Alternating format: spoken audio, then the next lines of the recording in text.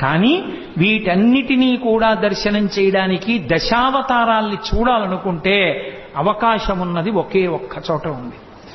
దశావతారములను దర్శనము చేయవచ్చు. ఎక్కడ చేయవచ్చు అంటే అన్నమాచార్యుల వారు చెప్పారు, ఇందరికీ అభయమ్ములిచ్చు చేయి కందువకు మంచి బంగారు చేయి. వేదోద్ధారణ మందరాభరణ పృథ్వీధర్మ నిర్మాణ ప్రహ్లాదత్రాణ బలిప్రతారణ నృపాహంకార నిర్వాపన వైదేహీ రమణా ధనంజయ జయ వ్యాపార పారీణ క్షోణీ దివ్యత్కరుణా తమోహరణ తండ్రి వెంకటేశ ప్రభో.